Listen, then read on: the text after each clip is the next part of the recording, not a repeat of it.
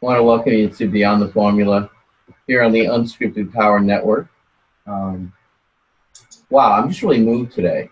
I'm moved because I've come up with a new definition of unscripted power. I want to welcome, first of all, I want to welcome Rose Rivera, whose talent and ability to see past the obvious and bring out subtleties and supply wonderful resource and questions and humor and realness. I profoundly appreciate. My co-host and producer, Rose Rivera. Thank you, Glenn. Thank you so much. I am really excited actually for today's show because just from the pre-conversation we've had, it looks like there's a lot of practical and spiritual and energetic things for us to move into. So I'm excited.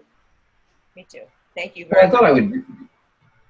I just wanted to say, so unscripted power, I was going to give this a stab, that unscripted power, when we watch a dance performance and we see the dancer dance and move, there's a certain point where the dancer lets the dance overtake him or her.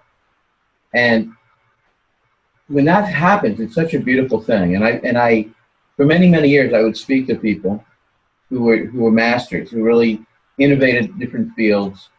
And they always would say to me that their schooling took them so far, and that it was this other realm, this unscripted power, and that the scripted could only take them so far. But in deep challenge, they had to go to another place, a place that required the relational brain. It required a different kind of intuition than they discovered. And just like when you were in school and your heart pulled you forward when you wanted to answer a question, this unscripted power became something that moved me, touched me, opened me.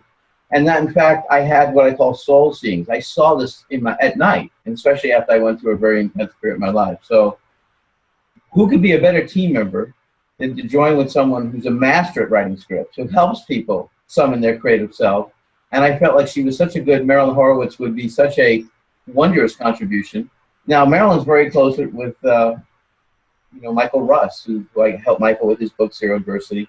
But I want to say, Marilyn, I want to welcome you. I want to say your first phone message to me touched my heart. There you are, this kind of tough Jewish woman from New York, and you left me a very heartful message. What did I say? Oh, yeah. You said to me, you sound like it was the tone of how you said it. You said you sound like a remarkable man, or like with something about you said it, it just took me. I didn't expect it. And I was kind of touched. I was thinking, wow, I got to call Marilyn right back. Unfortunately, I called you during a very busy cycle.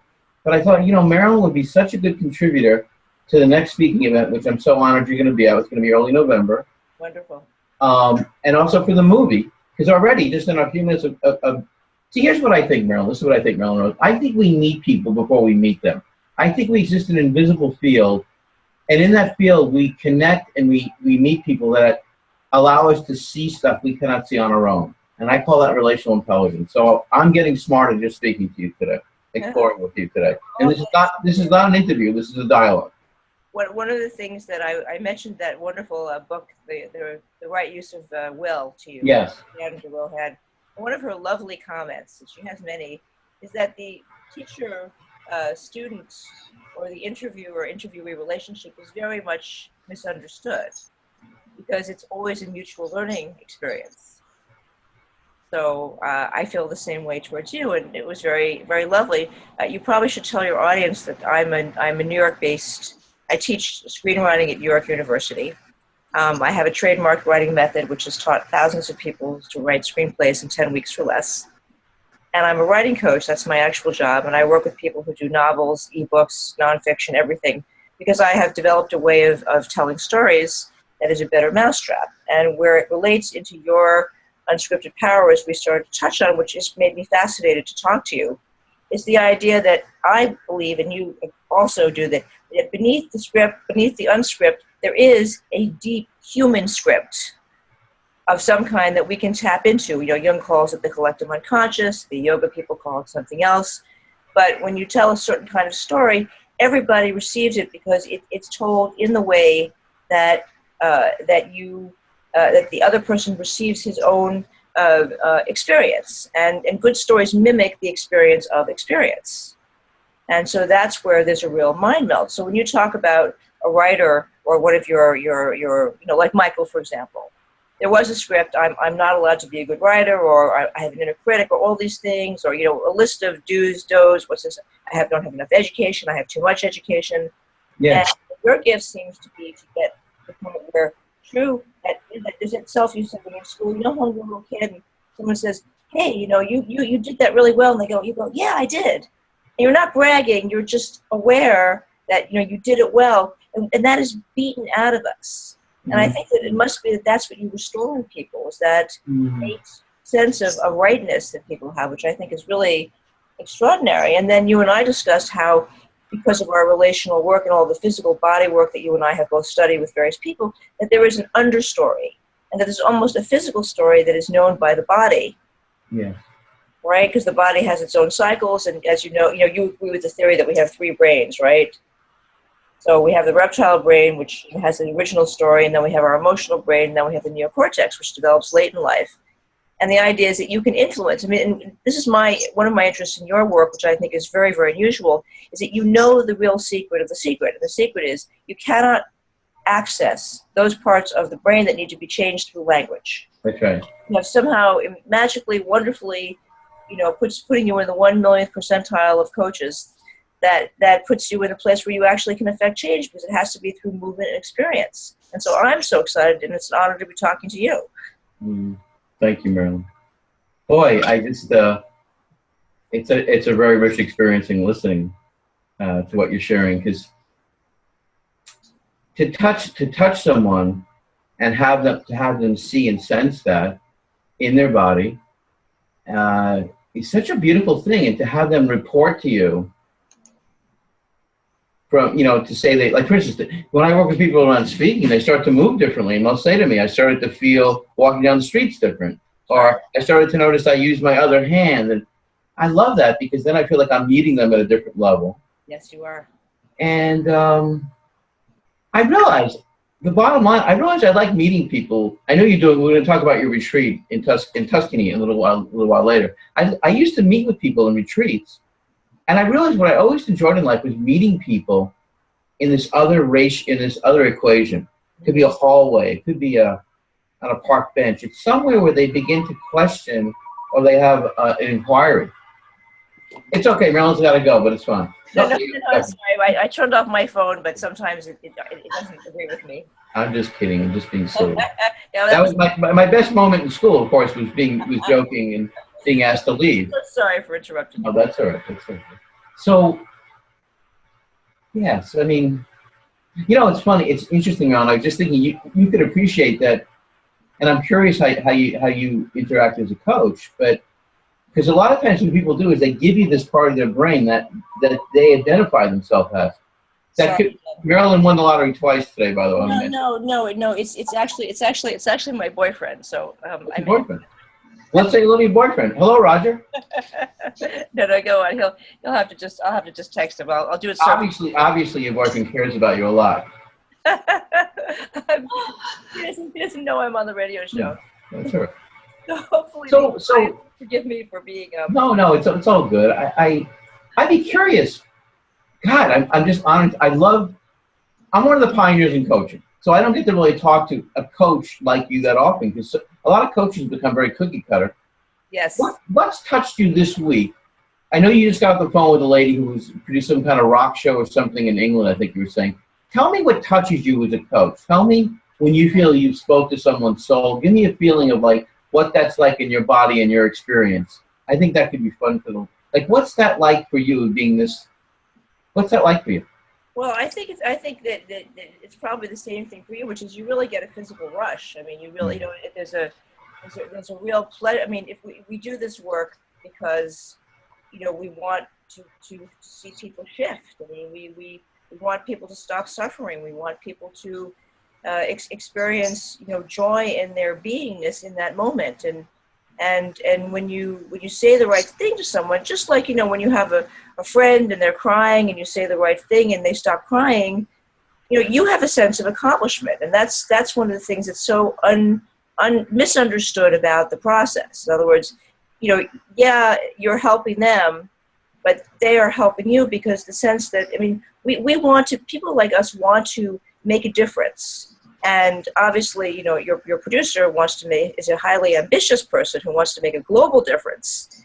I will settle for the small moment where someone says to me, oh, aha, I know how to write the melody for that song, or, oh, I know I have to move the scene over here, or, oh, I see my ebook has to have experience. I'll tell you something I worked on recently that you'll appreciate, which is writing but coaching. So one of my students is a woman named Christine and Sarah, and Christine is a Feldenkrais physical therapist who also studied Alexander, and early in her career, she helped a woman in England who's famous. I won't tell you too much about it because the movie will be coming out next year, and this woman had an awful experience of being in the military. She was struck down by a brutal form of MLS, or, you know, one of those nerve-wasting diseases.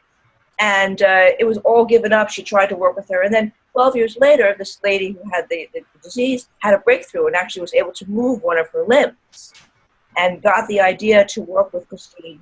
And this is back in the days of audio. And so Christine would record these audio tapes and send them to her, and then the lady would do the work with her therapist. And she got to the point where she actually could sit up, be in a wheelchair, and live on her own. It's an amazing story. But for me, to answer your question, where my thrill was when I was able to say to her, Christine, unless you put your own current story in the movie, no one is going to care what happens to your patient. You know, you must describe your own personal journey through this. And that's how we get a story. And it was, you know, she's self-effacing, you know, she's from Chicago, low-key. And for her to actually talk about her personal experience was really incredibly brave on her part. And the script came out really, really well. And I was proud of, and I felt moved that she was willing to acknowledge her own journey. Mm. In other words, it's going to make good movie making, and that's part of what I do, is all the business end of it.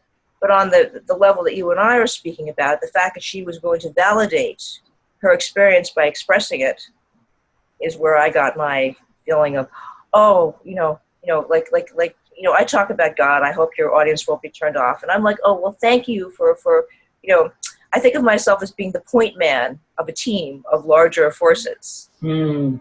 You know, they're good. There's good points about that. You know, you could step on the landmine. On the other hand, you lead the patrol through the jungle. And so, you know, when you do it right, you feel like, oh, you know, yes, we did this. It was amazing. So that's a long-winded answer to a very simple question, but, you know. You know, unscripted power-wise. Can I get, this is very unprofessional. Give me 1 second. I'm so sorry. I guess these are unscripted moments. Why don't you respond? What touched you about what Marilyn said? Is there anything that struck you during that particular, besides the phone ring? Yeah, you know what it is? It's the duality. And that's what I love is being brought out here. Is when we think of a story, we often think of the one side of it, or like that in the teacher-student relationship or the coach, right? But there's always, it's an exchange. And if there's not an exchange, I don't actually think the work's, it's not real in the sense that it's not powerful and it won't be impacting, because I think both people have to impact each other. So just like in that story, she had to tell her own portion of it, not just the patient's story. And that's what made it interesting, because we see the relationship between the two. Yes. The growth between the two. And you know, Glenn, we're always talking about that relationalness. And that's really the core of it, whether it's two people or it's a community or a group or the world. That's what it's all about, because we can always do more with each other than we could do ourselves, because we bring each other to the next level. So I love that that's coming out in the story writing and the coaching and all parts of it. Right. Well, that's the dance. You see, that's the whole dance of the thing. And so one of the ways that we met is that I met Michael Russ at one of the Author 101 events that I attend, and Rick always puts me on the agent panel, because even though I'm not an agent, I get people deals. So he's like, who are you? And I'm the one that when the writers get up there, I always fight for the writers. You know, the agents and the producers are talking about content. And I'm like, can we please call this writing? Can we please honor the effort that these nonfiction writers are, sharing their hearts with us? Can we just, get away from this hard-boiled thing? And so I met Michael at one of these events, and he sent me his book. And I was blown away by again, just exactly, Glenn, what you do. In other words, the book, you didn't have to read the book. You opened the book and the book went whoosh, and it went right into you. And you were like, well, duh, of course I'm not going to make a fuss. And of course I'm going to do what Michael says. You know, there was no digestion time. It just went, you know, and that to me is the measure of a good book. So I was very, very impressed. You know, I met Michael Rust I had just come out of what I call a relational tsunami. I went to a very turbulent period in my relationship, and I was, everything I used to do that work didn't work. And I also was having challenges with clients. They were very flaky. And I felt like, what's going on here? And I called Michael up one day. I saw him in a media guide. I saw him in RTIR. And I just want to say, we started to do our work together. It was like entering the Tao together. It was like, it was so easy. Anytime Michael said he would do something, he didn't just say it, he actually did it. If he told me he was sending me a check for $10,000, it would be in the mailbox. And he would often say to me, he's not sure how things are going to happen. But there was a congruence with Michael. And in congruence, love happens. Because I felt like I could trust Michael. And he really became a family member. And we start off, you know, with this series on the skin, because Michael owned a company called Pure Sunscreen. And I would just suggest things to Michael. And I just felt like Michael, like, if we were on a mountain, he kind of he would turn around and see it with me. And it was such an enjoyable process with this guy. And so when he talked about the book, I said, Michael, let's dialogue that book forward. And it was like, we'd have these conversations, the process, the congruence. I want to say Michael just one, I'm only beginning to appreciate him deeper and deeper. He's one of these people that you take in and only appreciate. You're kind of like Rose. I feel this way at Rose too. It's kind of like, oh, wow, it's only beginning? I feel like my nervous system changed over 2 years being in a relationship with Michael. I feel like I trust more, I listen more, and really, it's really because of the love and the caring and the genuineness of Michael. So Zero Adversity, it became our book, and then I was so happy when all of a sudden it was an Amazon bestseller. But more importantly, it was a cause to be in deeper relationship. We talk every morning just about, by the way. So I know he treasures you. Oh, well, yes. We had a good connection. I mean, you know, I get it. It's what I do for a living. So, lately I've been working with a lot of people in television. I have a student who was nominated for an Emmy, and so people have sort of realized that I do TV, and I myself am working on a couple of animated series. And it's the same issue with sitcoms. The sitcoms that are very successful are ones where there's a personal story. You know, Everyone Loves Raymond is based on the comic Raymond, you know, his family life. You know, and Seinfeld really was a comic living in New York. And I think that you know, whether it's whatever sphere you're working in, you know, we're so shamed about who we are. Mm-hmm. That I think that, you know, whether you're doing a business book or you're doing a retreat or you're helping people in a global setting, you know, put in water pumps or things like that, I think anything that reclaims, I feel like we all know that we can be purposeful. And I think hold on 1 second, Marilyn. Your boyfriend is there? No, it's actually your boyfriend. He wants to speak to you. No, she's on television right now. We'll call him back, right? Call back. Yeah. Yeah, I like him. I can tell from his voice tone I like him. He's wonderful, yeah. But I think that's, I mean, and I think that, you know, you're one of the pioneers in coaching, and I'm sure that you know, you read Dale Carnegie, and you read you know, the great Napoleon Hill, and you read Earl what's his name, Earl Nightingale. Yeah. You know, all those classic books, and they that was the subtext, you know, of all of those books, and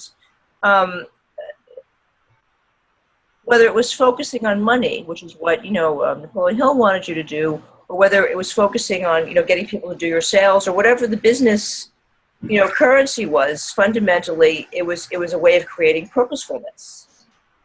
And, you know, that's a word that, like, you use unscripted. Well, I use purpose. I say that people are very much in denial of this huge drive to be helpful, and that, you know, we suffer from being good, not from being bad. And that what we consider evil in the world comes from disconnection and power. Yes. Disconnection and force. Totally. All right. So my movie, I want to talk about my movie because I feel like I'm honored to be with you. And I'm going to give you the dates of the event, which is going to be the beginning of November. So the movie, this is my vision. So I see life that we're all, the beginning of the movie is we're all at the base of a mountain, a group of us, or the cast, you could say.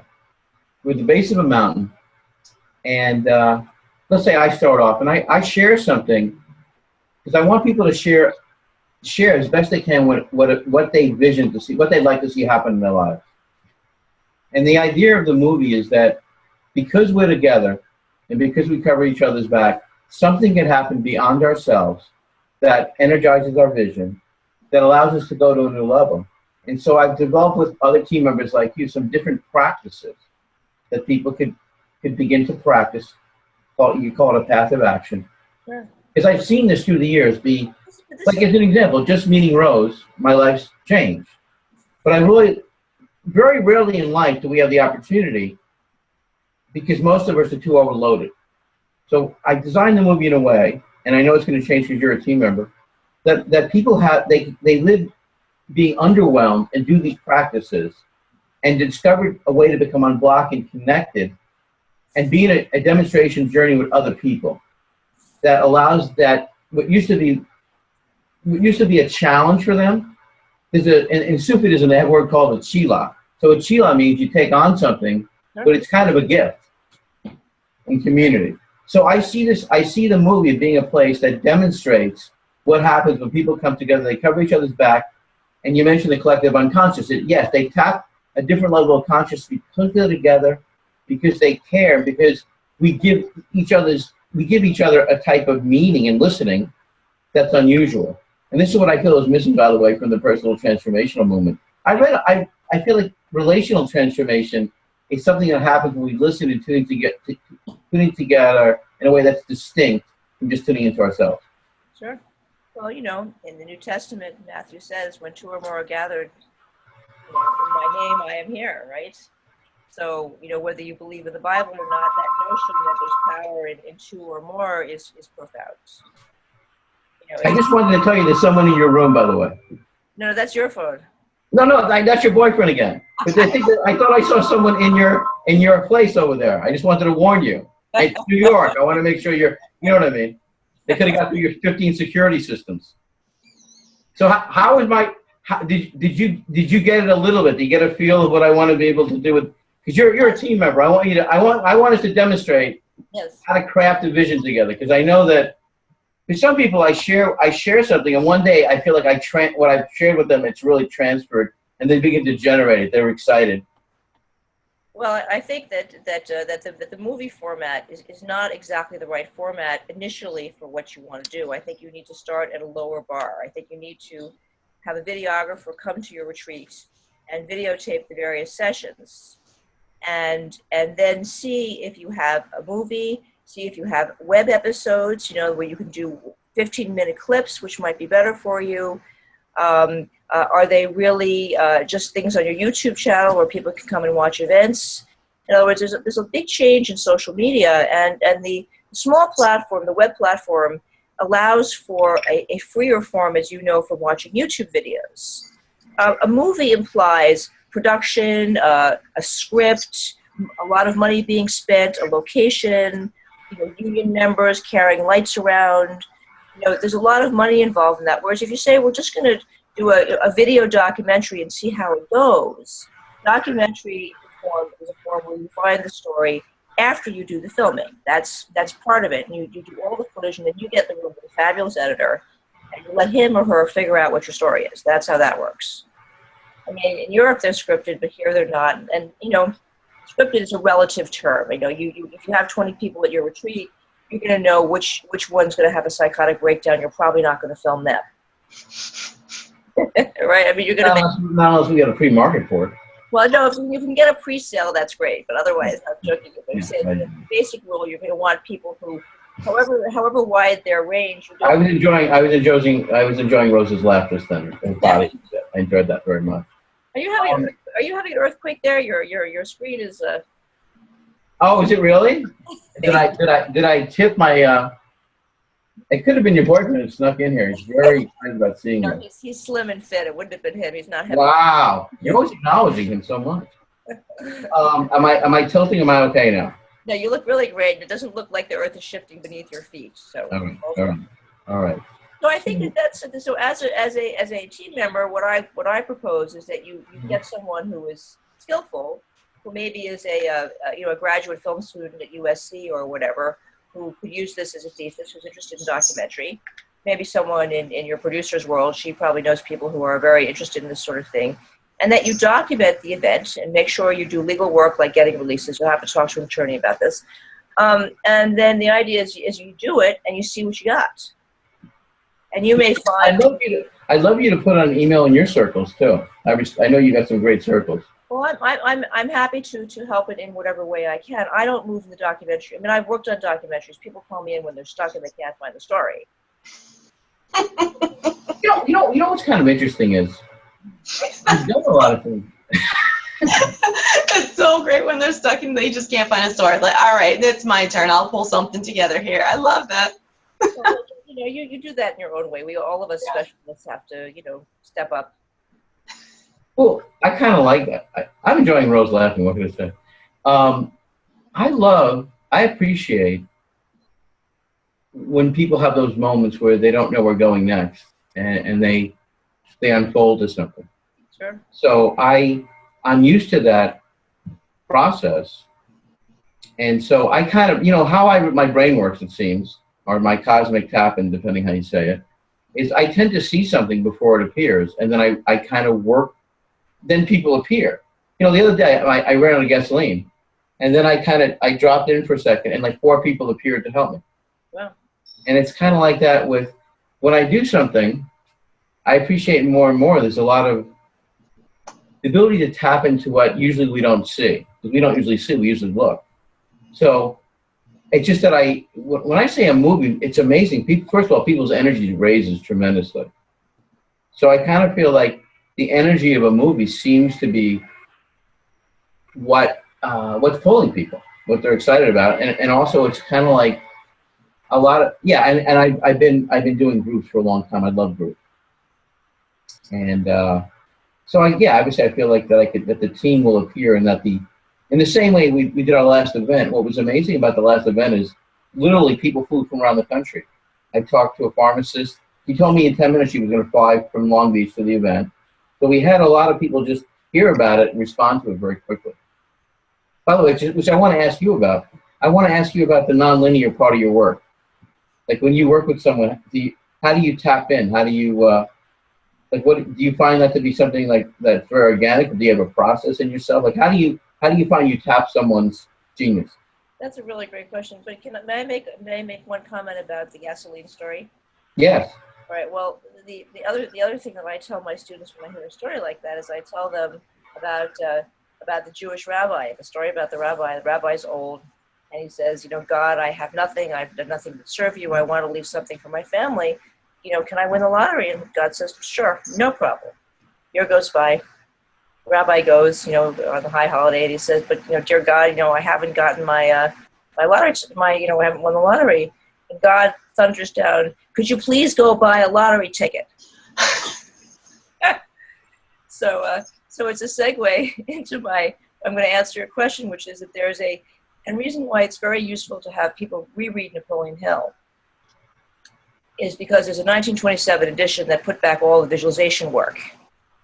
And he most clearly, more than anyone else I've encountered, says you got to do something. That the portal is not just asking. You must make that portal. In other words, you're very, very advanced, so you don't have to do it. You can just snap your fingers and 4 people will show up when you have run out of gas. But most people should get involved with not running out of gas.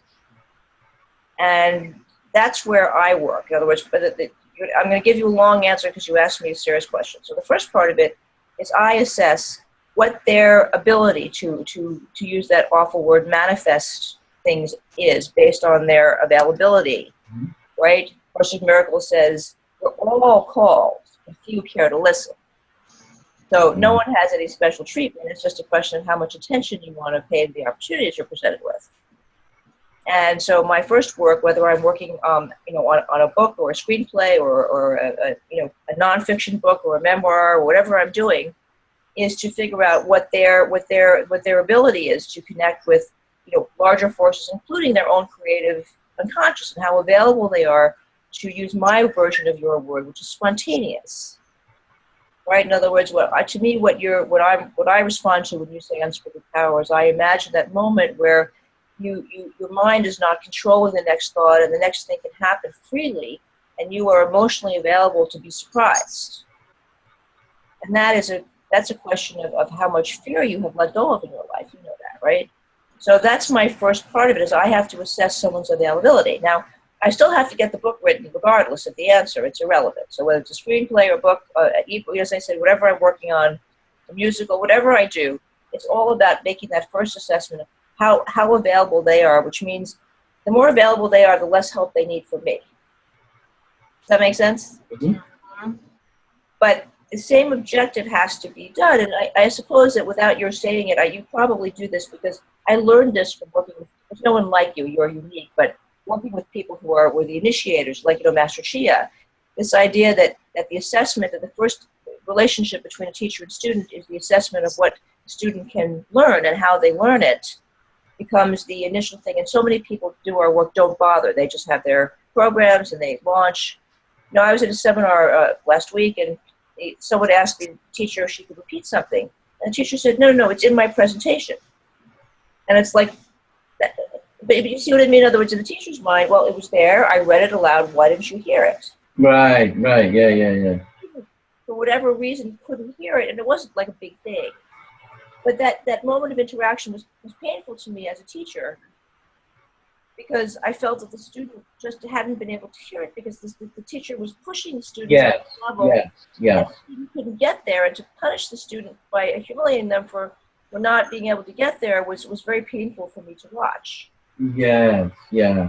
Right. So so the first thing I do, I read a book called The 7 Laws of Teaching. It was written in 1857. It was revised in 1861. It's been in print ever since, and they've never fixed it. The first principle is make sure that you and your student, or you and your teacher, have the same vocabulary. And so the answer to your question is if it's a nonverbal vocabulary, let's find out what that vocabulary is. Now, I use a lot of movement because we've discussed this. I'm a Reiki master. I'm certified in Taoist yoga. I've practiced Kundalini yoga for years. I've studied Anusara. I've studied Qigong, Tai Chi. I studied many modalities, and my interest is in how the emotions prevent learning and achievement. And how do you manage that interface in a way that is heartfelt, to use your word, and effective? Now, I know you do the same thing, so I'm only giving a context for your listeners because you and I can do this all in shorthand because we can get each other, right? So the idea is I have to figure out how much emotional damage there is. And we all have some, and I'm no exception. Mm-hmm. Then I've got to figure out if I can get around it, and I'll tell you a story to that effect. So I had a student who came to me, and he'd written 3 or 4 television pilots, a couple of scripts. They were okay. They were not, not market material, but he was obviously talented and ambitious, super bright. But he talked like this. And because of all my training in other disciplines, I immediately understood that there was some, issue that was blocking his ability to express himself. So being female, you get away with things that you may not be able to get away with, Glenn. I said to him, what's the worst thing that ever happened to you? Just like that, in a conversational tone. He told me, and I have to be honest with you, I was sorry I asked. It was awful. But then I thought, well, here's the thing. Here's the thing that we do. And remember, I told you in my writing system, there's one of the trademark things is something called the Mythic Journey Map, which is actually a Rosetta Stone that organizes both fiction and responds to how you actually organize your reality. And I use this. So I said, would you be willing to write about this awful experience? So for 2 weeks, he wrote about it from his point of view, his grown-up point of view, the perpetrator's point of view, all kinds of creative exercises. And he loved mysteries. At a certain point, he came in and he said, I'm really bored writing about this awful event. I said, great. That's my cue. And I said, well, what about you love mysteries? What about we write a mystery story in which you, the grown-up you, as a detective or whatever he was, a medical doctor, I forget what the, you go back and in the story you save the little boy that you were that could not be saved back then. Right, it's going to give me tears. Okay, so we worked on this. He wrote a fabulous, I mean, it was a fabulous book. But as sometimes happens in my work, he also cleared up his stuff, forgave everybody, including himself, and now he's a huge, he's a Wall Street mogul now. He just, the book did his thing, and he just never published it, and he went on to do other things. Right. But so that's how I work. Yeah, it's a beautiful story. I have a chapter in my book, Unscripted Power. It's called Golden Feedback. And I love what you were saying about the teacher and about the 7 laws of teaching. A lot of teachers and coaches, they don't teach. What they do is they're impositional, and often their feedback is an obstacle for their students. Yes. So I'm so tuned into that. I know you are. That's why. I mean, when we met, it was just like, wow, a kindred spirit. Yeah, I know, and I love it because I listen. Nothing, as I say in this other book that I'm playing with, I say that people don't divorce each other. What happens is they project a graven image, a darkened image of who the other person is, and they live from that script about the other person. Mm-hmm. Now, this happens in teaching a lot or in coaching. So if you start to coach someone and you coach them from this obstacle, you miss seeing them. So my perspective is that what I see, I'm also invoking in something. And what's kind of interesting about that is this guy was telling me about a challenge he had with his wife. And I said I could assist you with that because I knew I could assist them in having coherence with each other, having this connection. And I realized, he said to me, that's quite a job.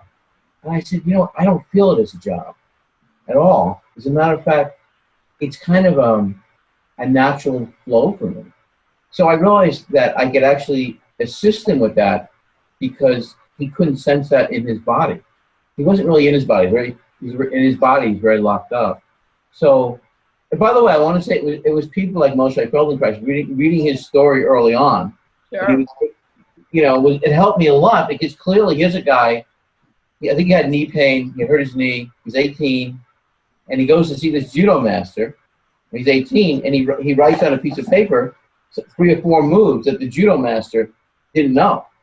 So here's Feldenkrais, unscripted, seeing the body move in ways that all the people in judo couldn't see. Sure. And then the second story that struck me was he's working with a woman who just had a stroke, and she starts to cry. And Feldenkrais says to her, he felt really bad because he said that he didn't want her to strain. The effortlessness, that we could discover this quality of effortlessness. And so when I'm exploring with people a path of action, I love removing the tension and allowing people to feel and sense what's there. Sure, that's it. I always tell people that it's very hard to move the mind, but it's easy to move the body. Right. Yes. Yes.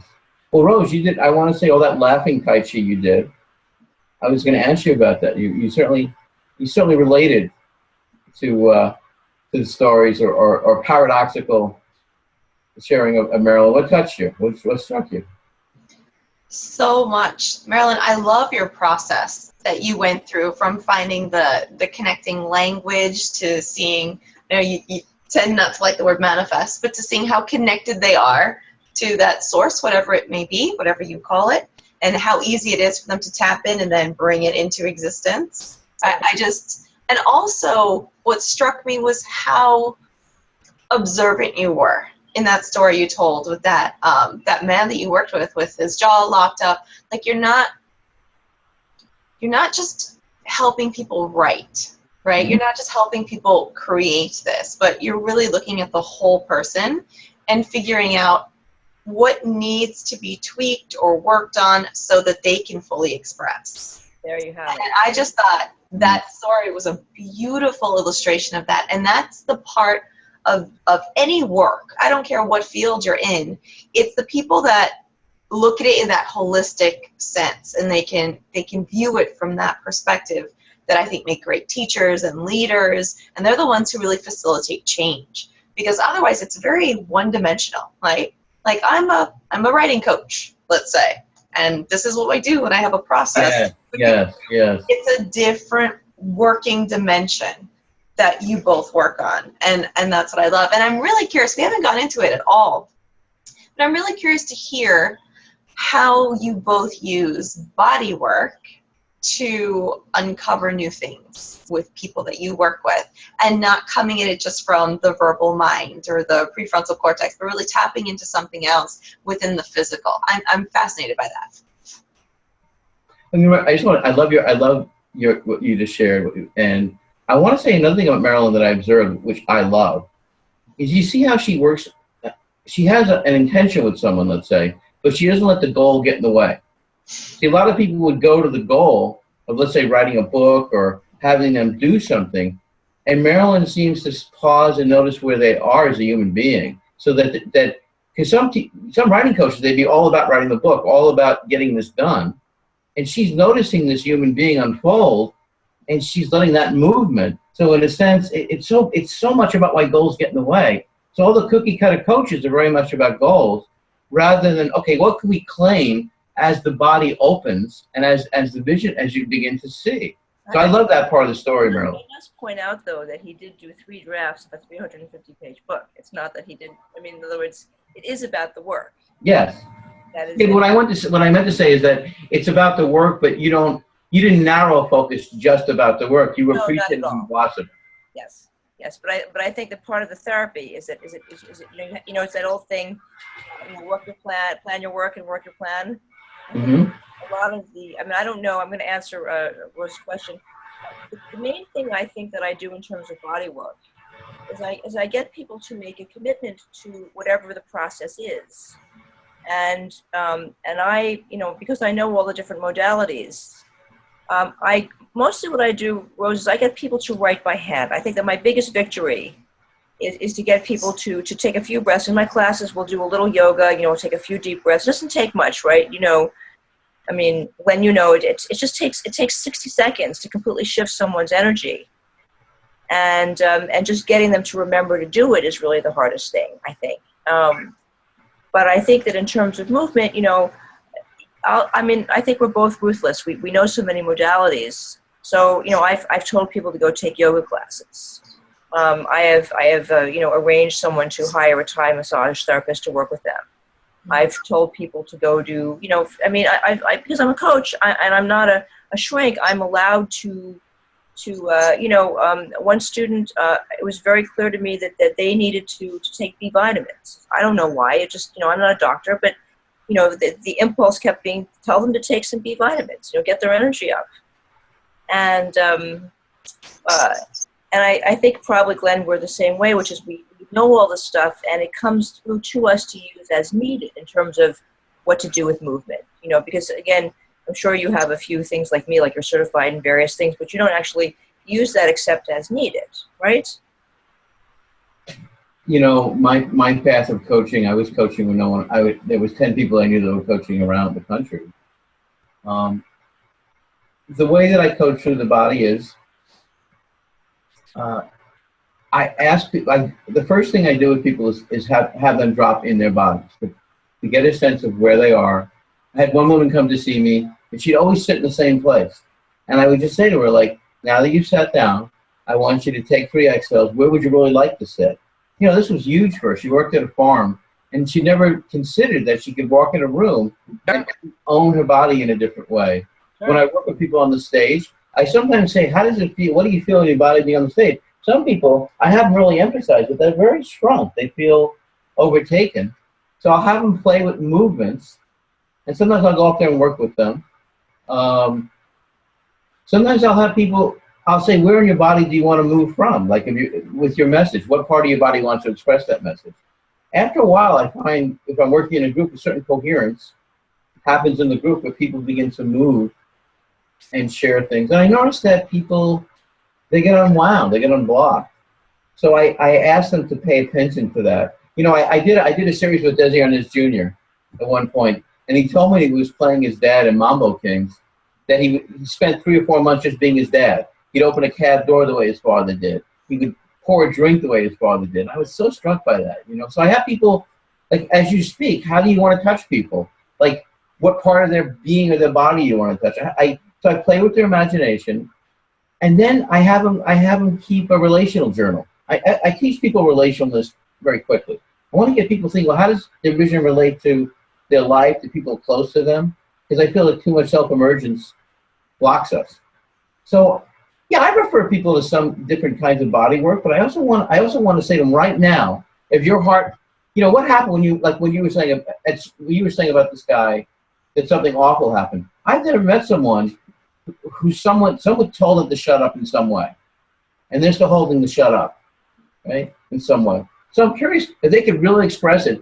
I remember I was at this guy's house in Poughkeepsie, this therapist who came up about a way to clear panic attacks, and he was doing a session, and he said to me, he goes, "This is a good place to scream." And he had this huge house with a big ceiling and a big, like some kind of beautiful, I don't know, like a tower, some kind of attic, I guess it was.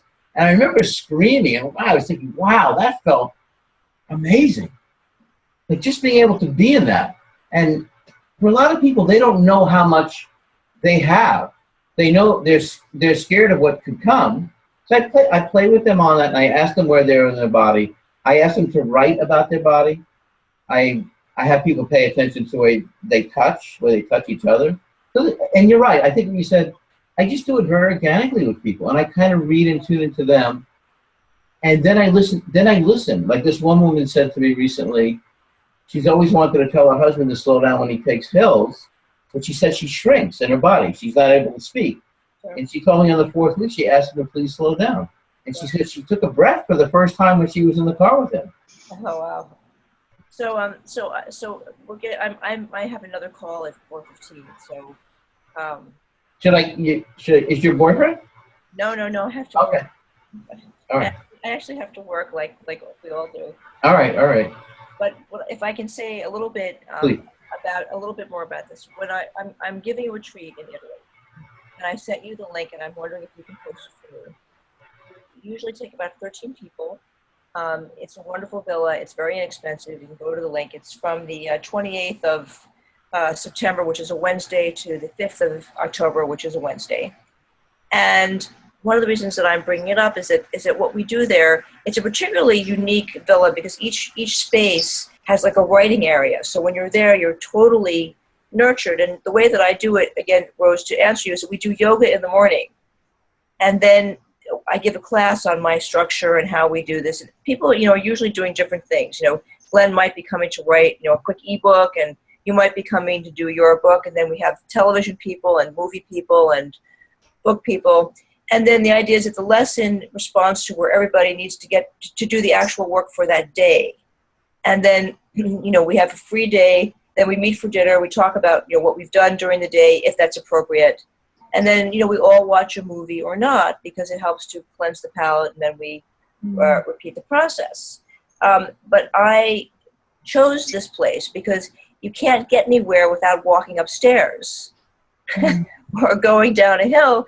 And just, for riders to physically move in any way is a big, because we're all supposed to sit in the chair until our ears bleed or whatever, or, drops of blood form on our foreheads and stuff like that. And so, and I'm going to say that Glenn is far too modest. His idea of people moving organically obviously comes from years of studying many, many movement systems, since I recognize all the things you said. And I think maybe that's what happens when you become a master, Glenn, which is you're not even aware of your sources. You just kind of, let them flow through you and so on and so forth. And since there's not too much time, forgive me for taking over a little bit for a second. As far as the movie goes, I think to call it a movie is fine. It is a documentary. You want to get a videographer involved who is competent. It's not a question of being scripted. It's a question of pre-screening, something I can help you with. In other words, and the idea is you have a rhythm, and then whoever your director is, and we will decide, if you're going to have a real director or you're going to direct it or whatever, we'll then interview you about, we'll decide what the point is. And I think it's interesting to see you work with your students or your patient, whichever way you refer to them, client, and that then you are interviewed about, again, your process, because this is something that would be, I think you could find a commercial home for this. As you're the original life coach, you have and this is the 21st century of the original coaching process, and and that this would be a profound thing, and whether it's a web series or it becomes an educational series, I think that A, it's needed. I think B, it will be commercially successful, and C, I think it will be satisfying for you. Well, I love your golden feedback, and I appreciate you. I'm eager to have you on many times. I'm eager to see you at our Unscripted Power experience. Yes, when are the dates for that? It's gonna be the beginning of this. That over the next 3 days, it's gonna come to me I'm gonna see it clearly. I've been in the next 72 hours. I will know. And where do you hold it? It's gonna be either right outside of the city, or it's gonna be in Northampton, Massachusetts. Ah, is it that there's that wonderful is that the Nun's Place in Northampton, or there's another one? Which place in Northampton? We can talk off your. Oh yeah, we'll talk. Hey, listen, I really appreciate you. Thanks for, first of all, it's just great meeting you. It's great sharing, and I just love our dynamic, and I also love how you opened up to Rose, and we all came together and shared this. It's been really beautiful. Thank you. Sure, thank you. And if it's okay if I tell people where they can find me? Please. I know who you are. You're right in your apartment.